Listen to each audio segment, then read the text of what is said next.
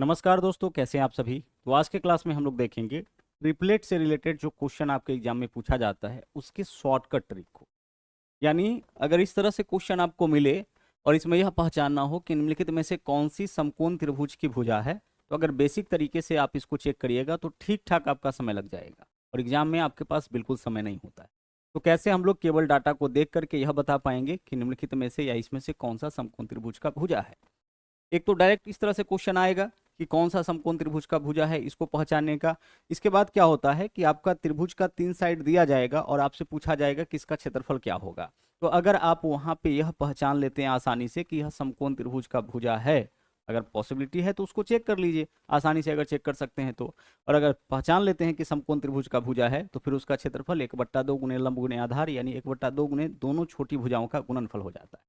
Otherwise आपको क्या करना पड़ेगा, त्रिभुज का अगर तीनों साइड पता है तो हम सबसे पहले एस निकालेंगे, फिर S into root under S into S minus A into S minus B into S minus C करेंगे, जो आपका लंबा प्रक्रिया हो जाता है। तो इन्हीं सब चीज़ों से हमें यहाँ पे बचना है। खास तौर से यहाँ पे वैसा क्वेश्चन आपको कराया जाएगा जो 2024 के अलग अलग एग्जाम में आपका पूछा गया है। ये जो क्लासेस चल रहा है उसका पीडीएफ भी आपको मिलता है मैथ्स वाटिका टेलीग्राम के ऊपर, तो सभी लोग टेलीग्राम को भी जरूर ज्वाइन करिए और साथ ही साथ क्लास के अंत तक बने रहिएगा। सबसे पहली चीज़ की अगर हम बात करें, पहले 1-2 मिनट में इस बात को हम लोग समझ जाएंगे राइट एंगल ट्रायंगल की। तो अगर यहाँ पे आपका देख सकते हैं कि दो लाइन मिला है, परपेंडिकुलर है, तो यह आपका क्या बना रहा होगा यहाँ पे समकोण। ठीक है, ये हमारा समकोण त्रिभुज, इस त्रिभुज का कोई कोण 90 डिग्री समकोण। समकोण में 90 डिग्री के सामने वाली भुजा को हम लोग हाइपोटेनस बोलते हैं, यानी कि यह कर्ण हो गया। अगर हम यहाँ पे थीटा लेते हैं, ठीक है, तो इसके सामने वाला जो होता है हमारा वह हो जाता है परपेंडिकुलर, और जो तीसरा साइड बचा हुआ आपका बेस हो गया। यानी कि हम लंब बोलते हैं, आधार बोलते हैं, कर्ण बोलते हैं। और अगर कोई भी 3 नंबर समकोण त्रिभुज का भुजा है तो उस तीनों में संबंध क्या होगा, लंब का स्क्वायर यानी कि पी स्क्वायर प्लस आधार का स्क्वायर यानी बी स्क्वायर बराबर एच स्क्वायर होता है। यह बात सबको पता है, ठीक है। लेकिन इस थ्योरम से अगर चेक करने के लिए जाइएगा तो ठीक ठाक समय आपका लग जाएगा। लेकिन जो होता है पहले हम लोग उसको देख लेते हैं। क्या होता है आपका समकोण त्रिभुज के अंदर लंब का स्क्वायर प्लस आधार का स्क्वायर बराबर कर्ण का स्क्वायर। इस तीनों में सबसे बड़ा भुजा कौन होता है, सबसे बड़ा भुजा कर्ण होता है, क्योंकि सबसे बड़े कोण के सामने का भुजा होता है यह 90, और बाकी का यह जो दोनों कोण होता है वो आपका 90 से छोटा होता है। क्योंकि समकोण त्रिभुज के क्या होते हैं, एक कोण समकोण, बाकी दो कोण न्यून कोण। न्यून कोण क्यों होगा बाकी दो, क्योंकि त्रिभुज के तीनों कोणों का योग 180 होता है। तो अगर एक 90 हो गया तो बाकी दोनों 90 से छोटा होगा, तभी तो तीनों मिलाकर के 180 होगा। तो सबसे बड़ी भुजा आपका कर्ण होता है, यह दोनों छोटी भुजा। तो हमें क्या देखना होता है कि दोनों छोटी भुजाओं के वर्गों का योग अगर बड़ी भुजा के बराबर है, इसका मतलब कि यह हमारा यहाँ पे जो है यह पाइथागोरियन ट्रिपलेट यहाँ पे बन रहा है। और यही इसी को हम लोग पाइथागोरस थ्योरम के नाम से जानते हैं। जैसे मान लीजिए अगर हम आपसे छोटा नंबर लेते हैं, 3, 4, 5 के बारे में पूछे कि क्या यह समकोण त्रिभुज का भुजा हो सकता है, तो हमें क्या करना है, दोनों छोटी भुजा को पहले लेना है। तो छोटी भुजा पहले क्या है 3, तो 3 का स्क्वायर करिए, फिर करिए 4 का स्क्वायर।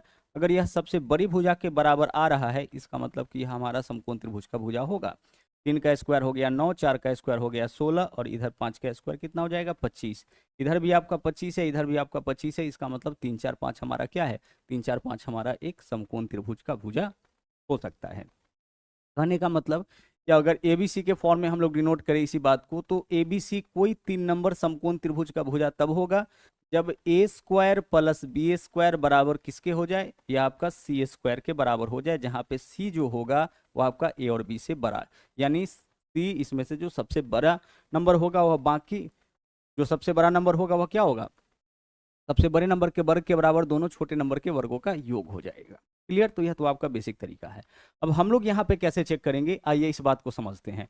जैसे मान लीजिए आपसे हम यह बोले कि आप हमें यह करके 9, 40 और 41 के बारे में बताइए कि क्या यह समकोण त्रिभुज का भुजा होगा। ध्यान से समझिएगा, पहला एग्जाम्पल आपके सामने हम रख रहे हैं, 9, 40, 41 क्या समकोण त्रिभुज का भुजा होगा। तो क्या आप इसको पाइथागोरस थ्योरम लगाइएगा, बिल्कुल नहीं, क्योंकि उसको लगाइएगा तो टाइम ज़्यादा लगेगा। हमें सिर्फ देख के बताना है। तो देख के कैसे बताएंगे, तो देखिए हमें क्या करना है कि दोनों बड़ी भुजा को देखिए, इन दोनों को एक बार जोड़िए, तो 40 और 41 कितना हो जाता है 81, और एक बार दोनों को घटाइए, तो 40 में से 41 घटाएंगे कितना हो जाएगा 1, और इसका वर्गमूल करके गुना करके इसका वर्गमूल, यह काम आप मन ही मन कर सकते हैं। इसका गुना करके वर्गमूल करके देखिए क्या यह वैल्यू छोटी भुजा के बराबर आया है, आया है, इसका मतलब कि हमारा राइट एंगल ट्रायंगल का साइड हो सकता है, समकोण त्रिभुज का भुजा हो जाएगा। रिपीट कर रहे हैं, समझिएगा। हमें क्या करना है, दोनों बड़ी भुजाओं को एक बार जोड़ना है तो 81, एक बार घटाना है तो 1, और अगर इसके गुणनफल का वर्गमूल छोटी भुजा के बराबर आ रहा है, इसका मतलब कि हमारा राइट एंगल ट्रायंगल हो जाएगा। और चेक करते हैं, अगर हम आपसे कहे कि 5, 12, 13 क्या समकोण त्रिभुज का भुजा होगा, तो आप क्या करिएगा, दोनों बड़ी भुजाओं को जोड़िए, तो 12 और 13 कितना होगा, 25, और एक बार इसको घटाइए, 12 13 का अंतर कितना का, 1 का, इसका वर्गमूल चेक करिए, जो बचा हुआ भुजा है, जो छोटी भुजा है उसके बराबर है, 25 का वर्गमूल 5 है, इसका मतलब 5 12 13 हमारा एक ट्रिपलेट होगा। ठीक है, चलिए अब जो क्वेश्चन पूछा गया उसके ऊपर इसको अप्लाई करके देखते हैं। बोला निम्नलिखित में से कौन सा समकोण त्रिभुज का भुजा होगा, तो हम विकल्प ए को चेक करते हैं। आइए विकल्प ए को चेक करने के लिए हमें क्या करना पड़ेगा कि दोनों बड़ी भुजाओं को पहले जोड़िए, तो 84 + 85 कितना होता है सर, 169 होता है।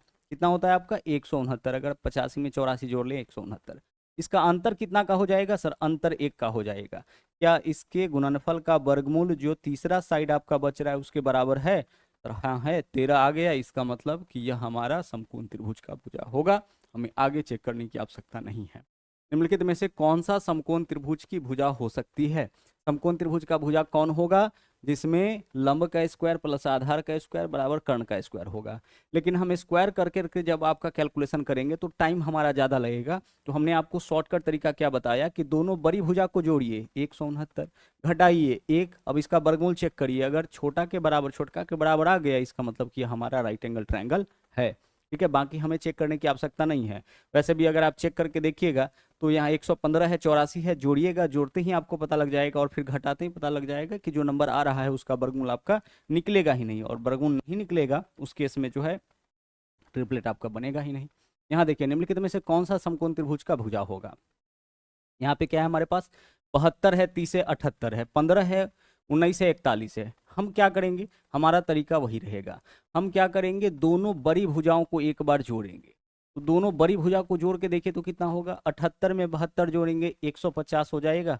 78 + 72 150, 78 में दो जोड़ेंगे 80 + 70 150 हो गया। एक बार घटाइए तो इस दोनों को, तो 78 में से 72 घटाएंगे 6 हो जाएगा। और इसका वर्गमूल एक बार चेक करिए सर, 150 × 6 15 छक्के 90, 900, और 900 का वर्गमूल कितना हो जाएगा, 30 हो जाएगा, यानी इसका वर्गमूल आपका 30 निकल जाएगा। यहाँ से अगर हम देखें तो 25 × 6 आपका होता है ना 150, तो 25 का वर्गमूल 5, और 2 6 में से 1 6 निकल जाएगा, तो 6 5 30। कहने का मतलब कि दोनों बड़ी भुजाओं का योग और अंतर का जो गुणनफल का वर्गमूल चेक किए वो छोटी के बराबर आ गया, इसका मतलब ये हमारा राइट एंगल ट्रायंगल है। विकल्प ए हमारा यहाँ पे सही आंसर हो जाएगा। अगर ऐसा नहीं होता तो फिर हम अगला को चेक करते, फिर हम लोग आगे बढ़ते। ठीक है, जैसे मान लीजिए यहाँ देखिए दोनों बड़ी भुजा क्या है, 41 और 19, तो कितना हो जाएगा ये आपका 60 होगा क्या, 41 में 19 जोड़ेंगे 60 हो जाएगा। और अंतर कितना का, अंतर आपका यहाँ पे 21 का हो जाएगा ना, हाँ 22 का हो जाएगा ना, 22 और 9 31 और 10 41 22 का। अब इसके गुणनफल का वर्गमूल चेक करिए, अगर इसके गुणनफल का वर्गमूल आपका 15 आ जाएगा तो आपका यह भी आप समकोण त्रिभुज का भुजा हो सकता है। और देख के लग रहा है कि जो नंबर मिलेगा हमें उसके अंतिम में 0 मिल रहा है, और 0 मिल रहा है, और किसी भी संख्या के लास्ट में अगर 1 0 होता है तो वह कभी भी पूर्ण वर्ग संख्या नहीं होता है, इसका वर्गमूल आपका पूर्णांक में आएगा ही नहीं। ठीक है, तो ये हमारा ट्रिपलेट नहीं होगा। और भी चेक कर सकते हैं, 11 12 देख लीजिए कितना हो जाएगा, 13, अंतर कितना का 1 का, इसका वर्गमूल आपका क्या 5 के बराबर आएगा, नहीं आएगा, यह आपका समकोण का भुजा नहीं होगा। 10 12 कितना हो जाएगा, 22, योग कितना होगा इसका, योग आपका हो गया 22, अंतर कितना का 2 का, 44 का वर्गमूल निकलेगा, नहीं निकलेगा। यानी अगर यह कॉन्सेप्ट आपके पास है तो केवल डाटा को देखिएगा, पता लग जाएगा कि यह समकोण त्रिभुज का भुजा है या नहीं है। आगे बढ़िए, अब देखिए 2024 के अंदर किस तरीके से क्वेश्चन आपका ट्रायंगल से पूछा गया। सीधे डाटा इस तरह से कि एक त्रिभुज की भुजा 60 61 और 11 सेंटीमीटर है, तो इसका क्षेत्रफल क्या होगा।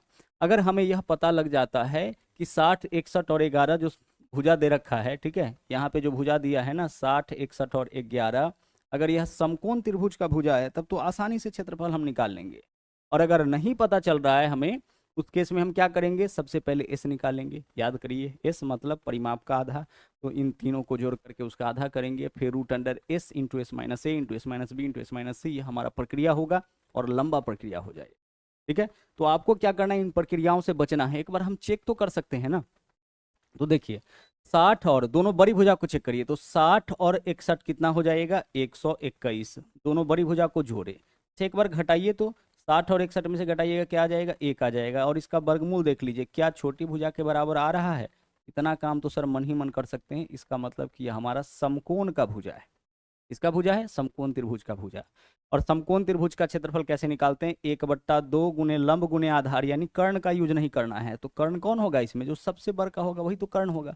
तो इसको छोड़ दीजिए, बाकी जो दो बचा है उसमें से कोई एक लंब दूसरा आधार होगा। हमें कर्ण का यूज नहीं करना है, मतलब दोनों छोटी भुजाओं के गुणनफल का आधार, यही तो होता है समकोण का क्षेत्रफल। जैसे ही पता लगा कि समकोण त्रिभुज है, तो अब क्षेत्रफल कैसे निकालेंगे? समकोण का क्षेत्रफल होता है 1/2 गुने लंब गुने आधार, यानी दोनों छोटी भुजाओं का गुणनफल। कर्ण का यूज नहीं करना है। अब बता दीजिए फटाफट से, अब कोई भी बता देगा कि सर इस क्वेश्चन का आंसर क्या होगा। 2 से काटेंगे 30, 11 तिया 33, यानी कि 330 आपके क्वेश्चन का सही आंसर हो जाए। क्लियर? चलिए आगे बढ़ते हैं, अगले क्वेश्चन को देखते हैं। यहाँ देखिए बोला गया है कि 60, 75 और 45 सेंटीमीटर है। एक त्रिभुज की भुजाएं क्या है? 60, 75 और 45 सेंटीमीटर इसका क्षेत्रफल। क्या आप चेक कर पाइएगा कि यह समकोण है कि नहीं? तो बड़ी भुजाओं को देखिए, एक बार बड़ी भुजाओं को जोड़िए। तो 60 में 75 जोड़ेंगे तो यहाँ पे आपका एक तो 5 आ जाएगा, ठीक है, और 7 6 13, यानी कि 135, यही होगा ना? अच्छा हाँ, 135। अब एक बार इसका अंतर चेक करिए, तो अंतर कितना का हो जाएगा? 75 और 60 में 15 का, और अंतर का इसका वर्गमूल करके आप देख लीजिए, अगर यह 45 के बराबर आ गया, यानी कि यह जो है हमारा राइट एंगल ट्रायंगल होगा। तो 135 होता क्या है सर? 15 नमा 135 होता है। 15 के फॉर्म इसलिए तो रहे क्योंकि यहाँ 15 है। तो एक 15 इसमें, एक 15 इसमें, तो एक तो आपका 15 निकलेगा, और इंटू यहाँ 9 है, 9 का वर्गमूल क्या होगा? 3, 15 तिया 45, यानी दोनों छोटी भुजाओं बड़ी भुजाओं के योग और अंतर के गुणनफल का वर्गमूल जो है छोटी के बराबर आ गया। इसका मतलब कि समकोण त्रिभुज है। अब बताइए क्षेत्रफल क्या होगा सर? अब क्षेत्रफल हो जाएगा 1/2 गुने दोनों छोटी भुजाओं का गुणनफल।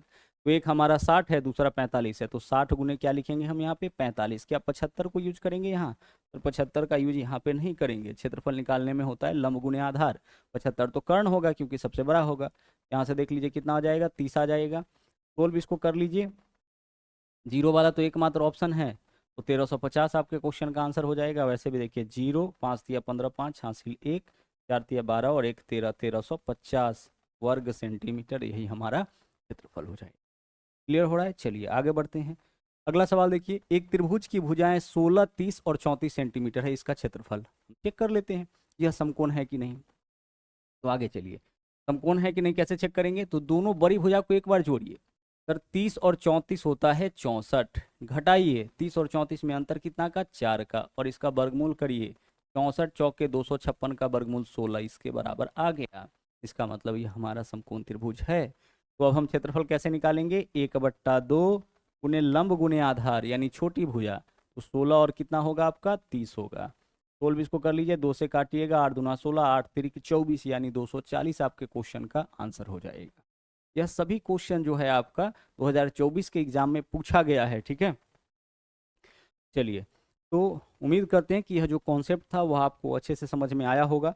आप बोलोगे कि सर अगर यहाँ पे चेक करने के बाद यह पता चलता कि समकोण त्रिभुज का भुजा नहीं है, तो फिर हम क्षेत्रफल कैसे निकालते? तो यह हम मेंसुरेशन के अंदर बहुत अच्छे तरीके से पढ़ा चुके हैं, ठीक है। और 2-3 वीडियो के पहले जो है मेंसुरेशन का आपका क्लास हुआ है, जिसमें हमने आपको त्रिभुज के बारे में बताया था पूरा अलग अलग कि कौन कितने प्रकार के त्रिभुज होते हैं, उसका क्षेत्रफल हमें कैसे निकालना है, अंतःवृत्त परिवृत्त, बहुत सारा कॉन्सेप्ट वहाँ पे आपको कराया गया है। उसकी मदद से आप क्षेत्रफल निकाल सकते हैं। 3 तरीका हम आपको बताए थे क्षेत्रफल निकालने का। एक तो 1/2 गुने आधार गुणे ऊंचाई, जब आधार ऊंचाई पता हो। के अलावा 1/2 गुने AB sin थीटा, जब दो भुजा उसके बीच का कोण पता हो। और जब तीनों साइड पता हो तो √S into S minus A into S minus B into S minus C, इसका भी यूज आप, ठीक है।